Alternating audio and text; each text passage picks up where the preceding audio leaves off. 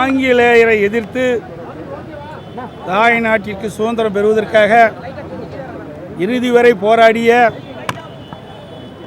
சுதந்திர போராட்ட மாவீரன் தீரன் சின்னமலை அவர்களின் நினைவு நாளில் அவர்தம் தியாகத்தையும் வீரத்தையும் போற்றி வணங்குகின்றேன்.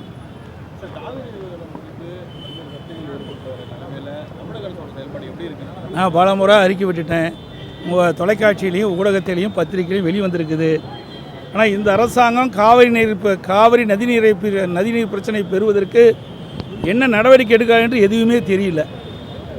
இன்றைக்கு தமிழகத்தில் இருக்கின்ற அனைத்து இந்திய அண்ணா திராவிட முன்னேற்ற கழகத்திலிருந்து பல அரசியல் கட்சி தலைவர்கள் காவிரி நதிநீர் பிரச்சனை மற்றும் மேகதாது அணை கட்டுவது குறித்து கர்நாடக அரசு எழுப்புகின்ற பிரச்சனைக்கு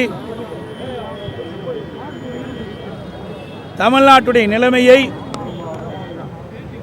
அனைத்து அரசியல் கட்சி தலைவர்களையும் அழைத்து பேசி கருத்துக்களை கேட்டு அதோடு டெல்டா மாவட்டத்தில் இருக்கின்ற பல்வேறு முக்கிய விவசாய பிரதிநிதிகளை கூட்டத்தையும் கூட்டி அவருடைய கருத்துக்களையும் கேட்டு அதற்கு பிறகு மூத்த சட்ட வல்லுநரோடு ஆலோசித்து காவிரி நதிநீர் பிரச்சனைக்கும் மேகதாது பிரச்சனைக்கும் ஒரு தீர்வு காண வேண்டும் என்று அனைத்து இந்திய அண்ணா திராவிட முன்னேற்ற கழகத்தின் சார்பாக ஏற்கனவே நான் ஊடகத்திலையும் பத்திரிகையின் வாயிலாக அறிக்கை வெளியிட்டேன். ஊடகத்தின் வாயிலாக பேட்டி கொடுத்தேன். அதேபோல் தமிழ்நாட்டுக்கின்ற அரசியல் கட்சி தலைவர்கள் பெரும்பாலானோர் அனைத்து கட்சி கூட்டத்தை கூட்ட வேண்டும் என்று வலியுறுத்தினார்கள். விவசாய பிரதிநிதிகளும் அனைத்து விவசாய பிரதிநிதிகளும் அழைத்து கருத்துக்களை கேட்க வேண்டும் என்று தெரிவித்தார்கள். ஆனால் இந்த அரசு அதை பற்றி எல்லாம் சிந்திக்கவும் இல்லை, கவலைப்படவும் இல்லை, அதை பொருட்டாக எடுத்துக்கொள்ளவும் இல்லை. இது மிகுந்த வேதனை அளிக்கின்றது. இதற்கு முன்பு இருந்த அனைத்து இந்திய அண்ணா திராவிட முன்னேற்ற கழக ஆட்சியிலும் சரி, திராவிட முன்னேற்ற கழக ஆட்சியாக இருந்தாலும் சரி, காவிரி நதிநீர் பிரச்சனையோ மேகதாது பிரச்சனையோ வருகின்ற பொழுது அனைத்து கட்சி தலைவர்களை கூட்டத்தை கூட்டி விவசாய சங்க பிரதிநிதிகளுடைய கூட்டத்தை கூட்டி அவருடைய கருத்துக்களை கேட்டு சட்ட வல்லுநர் மூலமாக சட்ட ரீதியாக உச்சநீதிமன்றத்தில் சந்தித்து இன்றைக்கு காவிரி நதிநீர் பிரச்சனைக்கு ஒரு நிரந்தர தீர்வை அனைத்து இந்திய அண்ணா திராவிட முன்னேற்ற கழக ஆட்சியிலே நாங்கள் தீர்ப்பை பெற்றோம். அந்த தீர்ப்பை கூட இந்த அரசு காப்பாற்ற முடியாத ஒரு நிலையிலே இருக்கின்றது என்பதுதான்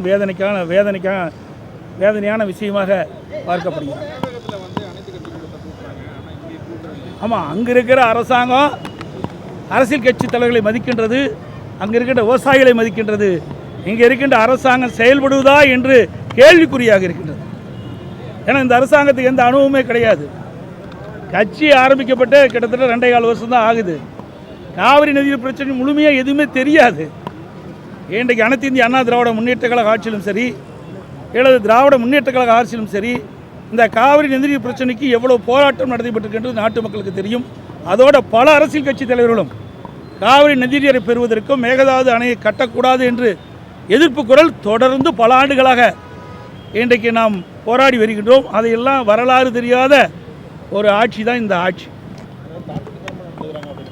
அப்படின்னு நீங்கள் சொல்லுவது நிஜம்தான். கூட்டப்படும். இப்போ ஏற்கனவே அனைத்து மாவட்ட அமைப்பு நீதியாக உள்ள அனைத்து மாவட்ட நிர்வாகிகளும் அழைத்து அதிலே தலைமை கலைஞர்கள் தான் வந்திருக்கிறாங்க. பொதுக்குழு உறுப்பினர்கள் கலந்துக்கிட்டாங்க. எல்லாமே அவருடைய கருத்துக்களை எல்லாம் கேட்டுக்கிறோம். சட்டமன்ற கூட்டத்தொடர் முடிந்தவுடன் ஒவ்வொரு முதலிலே செயற்குழு கூட்டப்படும், பிறகு பொதுக்குழு கூட்டப்படும்.